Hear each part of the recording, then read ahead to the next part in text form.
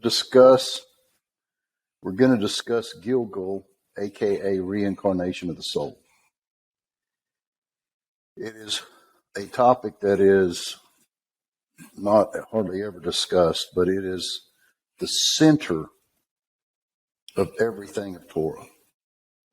We're going to go on a journey through Cain and Abel, through Noah, through Moses, through people like Gehazi, all the way to Yeshu HaNotri, all the way to sacrifice, all the way to rain, all the way to eating kosher. Everything I just described has to do with transmigration of souls. Okay? So, let's start with Noah. What does Noah know? Noah has what we call the Sheva Mitzvahs Noach, the 7 laws of Noach. They're not the Noahide laws, they're the Sheva Mitzvahs. One of those Sheva Mitzvahs is called eating the limb of a living animal. Now, why is that such a prohibition? And why is that prohibition attached to Goyim, righteous or not? Why are they judged by that? Why is that a serious thing? Okay? Because it has to do with Gilgul. We're going to get into why. Why did Noah on the ark separate the clean and unclean animals when his prohibition of eating clean or unclean animals was not part of the Sheva Mitzvahs? What did Noah know? Well, what Noah knew has to go back to Cain and Abel. What did Abel know? Abel knew that when the souls of Adam transmigrated down into the world of Berea at this point, into Berea, that the only way to release a transmigrated soul that had been trapped into a lower state, which is known as an animal, is to kosher shek and kill that animal, because the nefesh is in the blood. So that's why his sacrifice was going to be accepted. So when you kill an animal, when you make an animal sacrifice, it's about releasing that soul that's trapped in that animal, so that that soul can now transmigrate into a higher soul, which is a human, and have tikkun done on it, because animals cannot do tikkun. Animals cannot keep mitzvahs. Animals cannot study Torah. Therefore, you cannot eat the limb of a living animal, because you trap that soul. So Cain thought he would do one better. If an animal sacrifice is great, a human sacrifice must be better. Therefore, he killed Abel. The problem is, where did he err? Only a human can do tikkun for a soul. So Cain's soul had to transmigrate. Transmigrated many times. Pharaoh, etc., Nebuchadnezzar, Gehazi, into Yeshu HaNotri. Now, this is going to take us on a big journey. So, Abel's soul had to transmigrate. Where did it end up? Moshe Rabbeinu. Because Moses' name is Mem Shin He.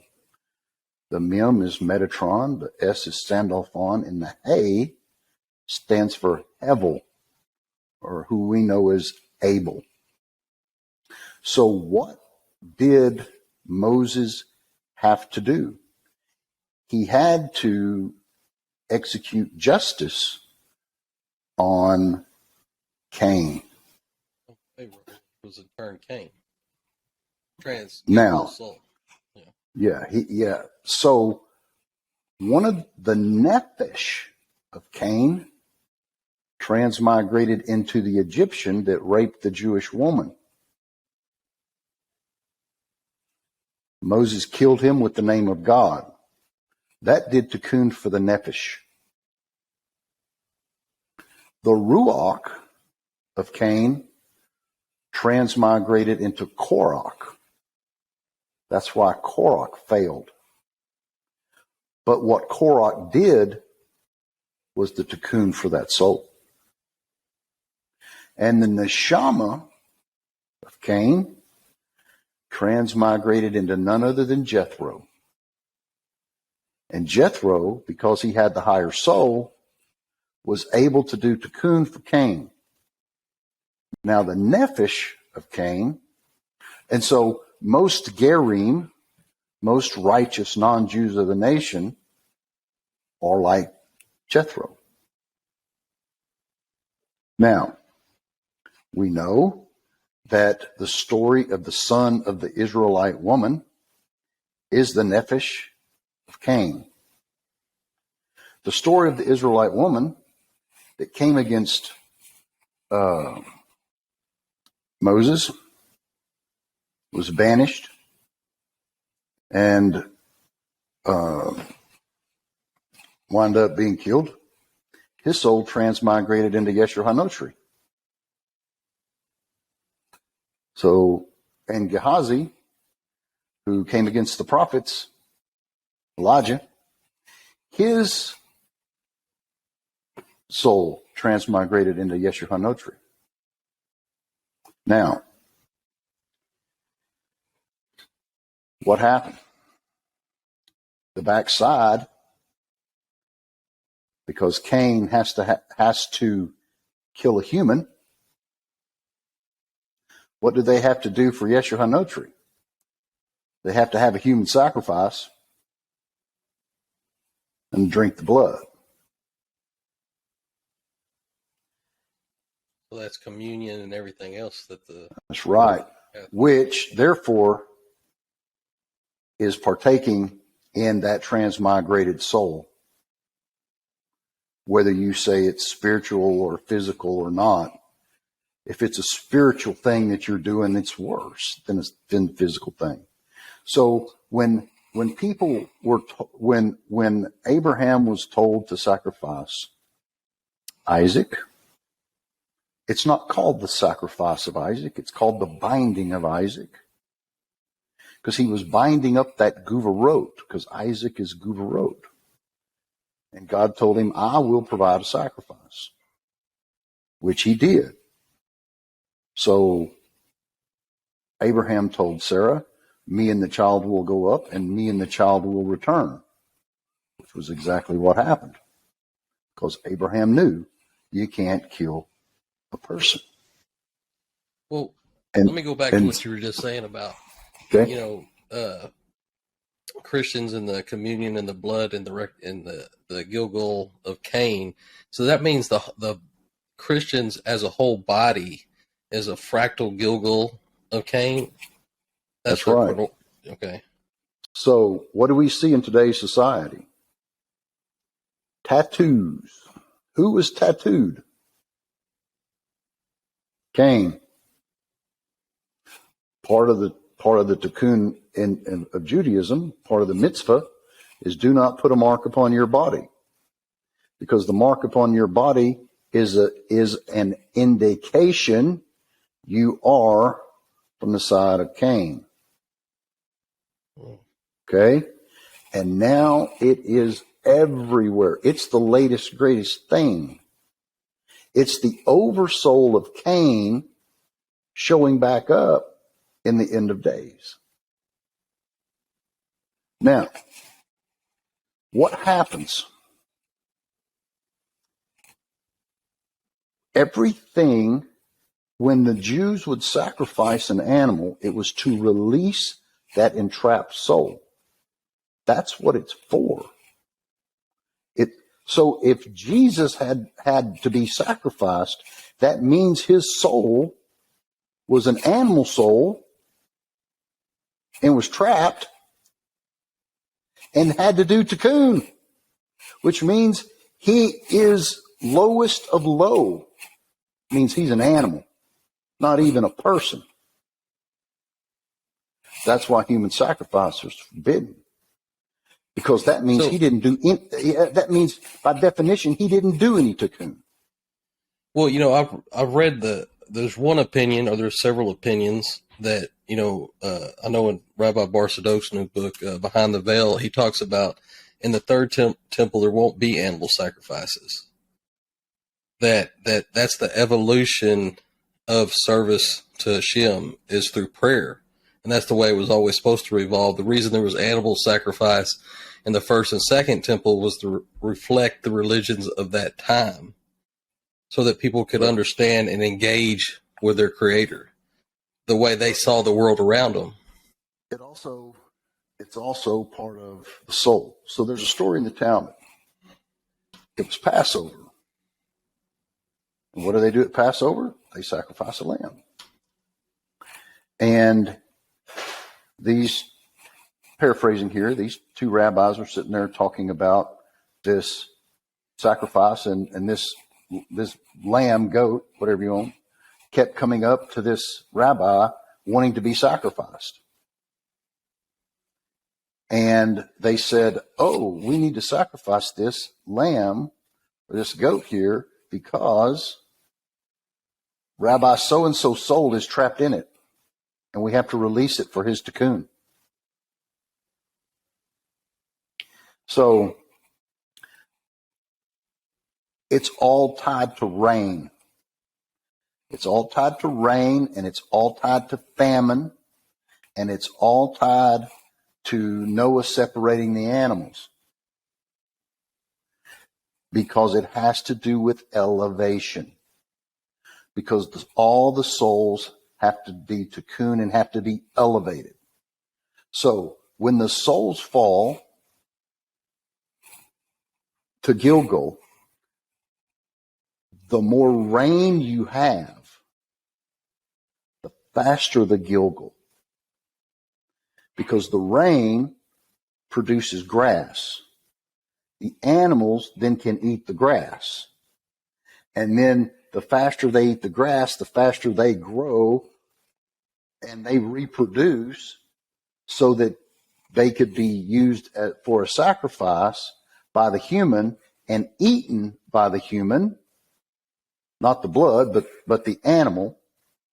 Then you're taking from the mineral level, which is the dirt, to the plant level that's extracting it up, the inanimate, the energy, and then the animals eating that energy, and then only animals that are able to elevate, which have a rumen, elevate from the lowest up to the highest, can you eat. Because if you eat an animal that cannot elevate, which are the unclean animals, bottom feeders, things that eat dead stuff, your soul gets attached to that, and you can't do tikkun for the Gilgul of your soul.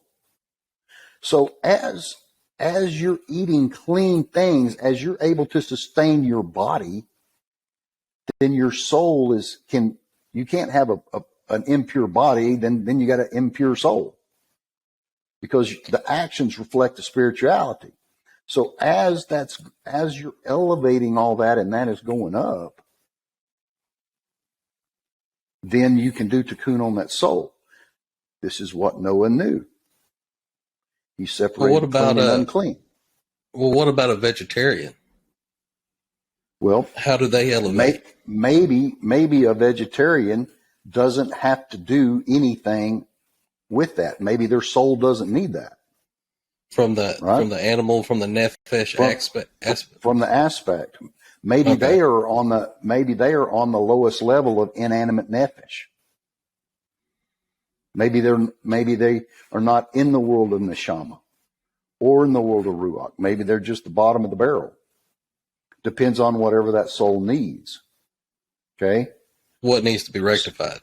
whatever needs to be rectified. All right.